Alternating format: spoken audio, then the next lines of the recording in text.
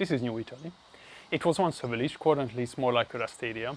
Its story started in 1880 or 1879 when a French marquis wasn't happy with his position after the revolution.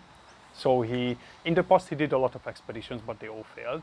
And he came up with the idea that he creates New France on the eastern islands of Papua New Guinea. And he basically started to sell a lot of tickets to poor people in Italy, Spain and France. There was a depression back then in that area where there were too many farmers for not enough land. And there was hunger and things didn't go well. So he managed to sell a lot of tickets to his expedition.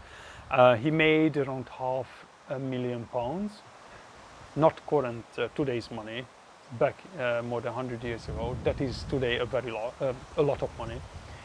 And he also made contracts with some of the people who signed up, and they promised that they will work for free for 5 years basically, so they can come. He promised everything to them. He said that the farmland is great here. They will have a lot of work, a lot of food, and they will have a great life.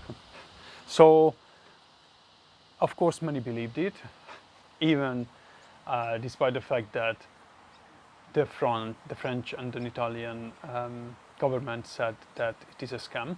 Don't believe them. They didn't allow the agents to operate, and they didn't issue passports, the Italian government, for these people. But they managed to get onto the ships, and in Barcelona they boarded it in 1880.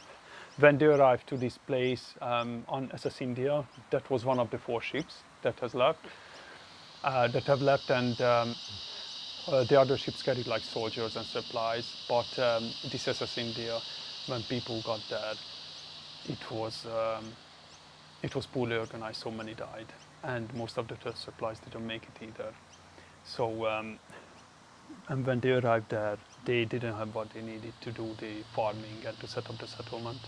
So it didn't go well for them. They decided after some time to go to New Caledonia, where they actually found a lot of help and support, but they didn't like it there, so decided to come to Australia, where Henry Parkes, the premier back then, allowed them to settle. The French government also provided the support for them to come to Australia, because SS India was deemed not seaworthy. And also they put the Marquis into prison for his scam. And the decision of Henry Parkes wasn't popular, because back then they wanted to have a British settlement here. And these guys didn't speak English, so they couldn't really integrate well. But a local Italian who already lived here, he helped them to find farmland where they can all stay together. And it went well. Some more people joined from other countries like Scotland and France. And then the government wanted to introduce silk production to the country, and the premier, so Henry Parkes, remembered of these guys.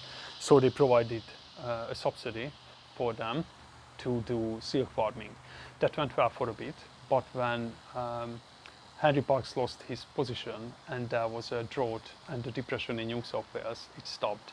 After that, there was just some localized silk production, but not industrial level or scale. And after that, basically, people started to leave the village, and currently, as I said before, it's just mainly a rest stop. A few houses you can see here and there in a very bad state of repair.